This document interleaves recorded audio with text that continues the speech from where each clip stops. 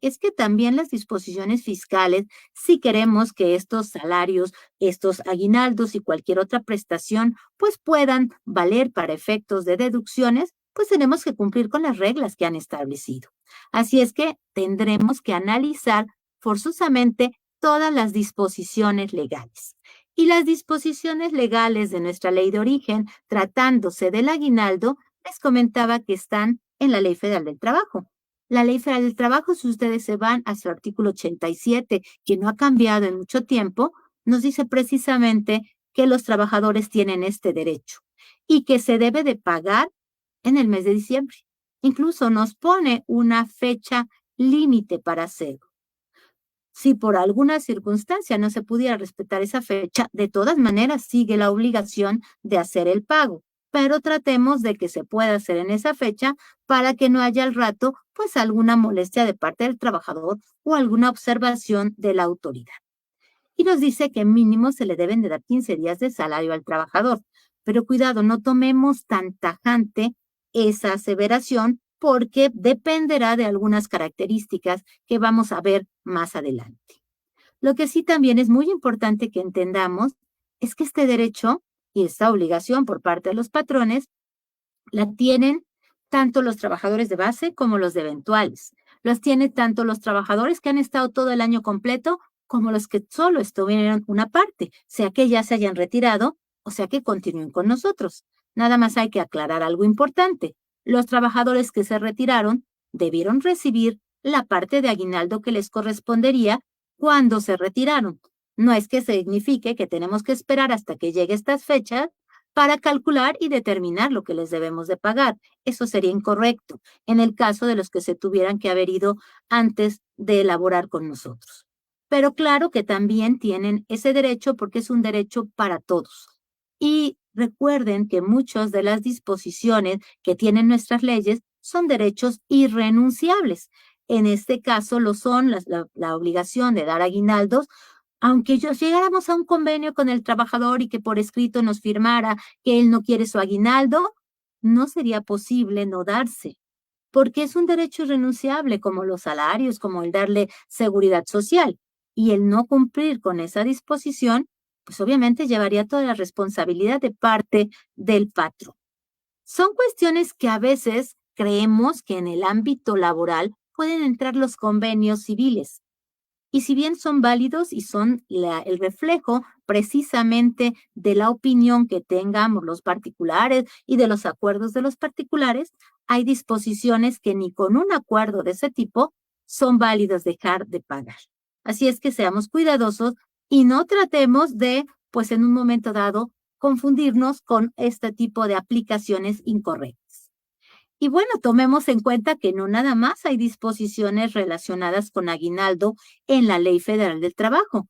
Existen en muchísimas otras disposiciones. Obviamente lo común es la ley del Seguro Social, la ley del Infonavit, impuestos estatales y ley de impuesto sobre la renta. ¿Pero qué nos dicen cada una de estas? Pues nos dan un tratamiento adicional a las obligaciones del aguinaldo que también tenemos que observar. Por ejemplo, en la ley del Seguro Social, pues nos dicen que el aguinaldo es una de las partes básicas para determinar el salario base de cotización. Y tal vez me digan, bueno, ¿y eso qué tanto problema tiene? Puede ser un problema interesante, porque de pronto, pues nosotros partimos en la integración del salario de Seguro Social, pues del estándar o del mínimo, que son precisamente esos 15 días que platicamos.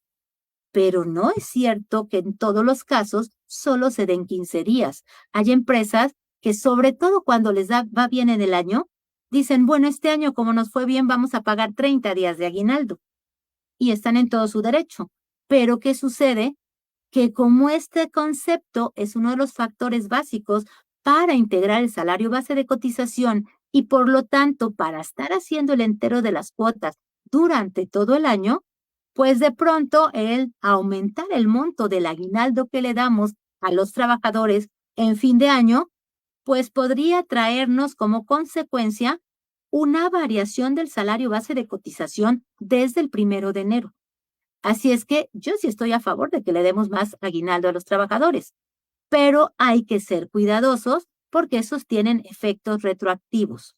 Tal vez un colateral podría ser un estímulo diferente que no fuera aguinaldo, de tal suerte que tal vez sí, desde luego, nos va a pegar en el salario base de cotización, pero no el desde enero, sino del momento en que estemos haciendo el pago correspondiente. Esto no significa que yo esté desalentando a que demos más aguinaldo, sino a que las empresas sean organizadas y establezcan sus prestaciones desde el principio. También no se trata de dar una prestación que un año doy de una cantidad y otro año doy de otra. Recuerden que se debe de por lo menos dar el mínimo legal, pero si establecemos una cantidad mayor, y eso es lo que le establecimos al trabajador desde que lo contratamos, que debería, claro, estar en su contrato, eso debemos respetar. Y al rato no podemos estar disminuyendo ese monto a menos que haya alguna situación que lo provoque y haya el acuerdo del trabajador y el patrón. Y un acuerdo que se pueda demostrar y pues por la situación especial yo considero que hasta ratificar en la junta correspondiente. Y sí, sé que me van a decir muchos de ustedes, pero ahorita las juntas no están abiertas. Sin embargo, hay guardias y se puede recurrir a hacerlo. Y si no, pues tendrán que hacerlo iniciando el periodo en que tengan ya aperturada la posibilidad, pues, de estar en contacto con ellos. Pero bueno, la ley de seguro social, desde luego, que le interesa muchísimo, pues, conocer cuál es la prestación. Así es que seamos muy cuidadosos, muy transparentes, pongamos siempre nuestras prestaciones cuando son incrementales a la ley del Seguro Social, perdón, a la Ley Federal del Trabajo en el contrato y dejemos evidencia de que lo estamos cumpliendo. Obviamente, también el Seguro Social, pues, le interesa checar esos montos. Por lo tanto, es muy común que está cotejando las partidas, pues antes era a través de la comunicación directa con el SAT. Ahora ya es más fácil porque ya inclusive toda nuestra información, precisamente por disposiciones fiscales, la información relativa a los pagos de las prestaciones de los trabajadores, pues deberían de estar en CFDIs, deberían estar en una nómina o recibo de nómina timbrados. Y bueno, pues de esa manera sabemos que es muy posible que el Seguro Social y el Infonavit, que aunque no lo mencioné en específico, pues las bases de determinación del salario base de cotización de seguro son las mismas que de Infonavit, pues seguramente ellos van a estar bien pendientes de toda esa información que nosotros estemos poniendo en todos los comprobantes de los trabajadores. En algunas ocasiones, por el tipo de prestación, el timbrado de la nómina no es suficiente. Es conveniente hacer aparte un escrito con el trabajador donde se esté estipulando lo que le estamos entregando, por qué periodos, con qué características. En el caso del aguinaldo, yo recomendaría ese punto, sobre todo si su programa de timbrado de nóminas no les permite la especificación del rubro aguinaldo. Hay diferentes tipos de PAC, digamos que los que están más inmiscuidos en todas estas disposiciones legales sí tienen el apartado de aguinaldo, pero de pronto hay algunos que no nos permiten poner vacaciones, no nos permiten poner aguinaldo. Entonces, en ese caso, pueden ustedes hacer el pago del aguinaldo, que es lo más importante, y sobre todo evidenciarlo, pues sí, con un recibo que diga las especificaciones del tipo de prestación que se está entregando y aparte hagan el recibo de timbrado correspondiente. Pero pues en las prestaciones que no tengan las especificaciones exactas en el sistema con el que timbran, pues utilicen en forma paralela precisamente ambas situaciones. ¿Ok? Me preguntan si hay alguna excepción para el pago diferido del aguinaldo. Seguramente vamos a tocar ese tema, no se angustien, porque la situación económica amerita pues una revisión precisamente de esos puntos, porque sé que son los que recurrentemente nos están preguntando, pues los empresarios, los clientes en un momento dado. Tengo aquí contadores, tengo abogados y tengo muchos empresarios, además de autoridades, y pues claro, cada quien está viendo estas obligaciones de un punto de vista diferente. Pero a final de cuentas, pues todos estamos siendo afectados. O no recibimos las remuneraciones o no las podemos pagar y tenemos pues riesgos y obviamente obligaciones incumplidas. Pero antes que otra cosa, pues necesitamos saber de cuánto es la obligación, de cuánto es el compromiso de pago. A veces los empresarios están preocupados porque no tienen liquidez y cuando sacamos la determinación se dan cuenta que no es tanto. Y muchísimas veces, por suerte, tienen la empatía y el compromiso con hacer la entrega de las prestaciones, aunque provengan de recursos que no son de sus empresas. Eso es muy bueno, pero desde luego tengan cuidado en la forma en que registran y cómo están haciendo las aportaciones correspondientes, no al rato que claro, tenemos que cumplir la obligación, pero no al rato vayamos a tener un dolor de cabeza, pues porque el fisco no le gusta que lo pagamos por fuera o en efectivo o sin las formalidades correspondientes. Hay que tratar de estar dentro del marco de todas las disposiciones legales. Y lo primero es precisamente conocer cuánto es lo que en un momento dado se le debe de dar a los trabajadores correspondiente a esta prestación de aguinaldo. Ya dijimos que son 15 días, pero les dije no tomen literal esa cantidad de días porque puede ser que en algunos casos no les correspondan completos. Lo primero que tenemos que nosotros hacer para determinar, obviamente, el importe del aguinaldo, pues vamos a necesitar definir cuánto es el salario diario que en un momento dado tiene el trabajador. Si ustedes tienen un salario base o fijo, pues no tienen mayor complicación que tomar el salario nominal. Pero no siempre es así. Tenemos trabajadores que pues trabajan por unos periodos y ganan más en un periodo que en otro. Hay otros que trabajan a destajo, otros que trabajan a comisión y a final de cuentas pues tienen una fluctuación de la remuneración cada vez.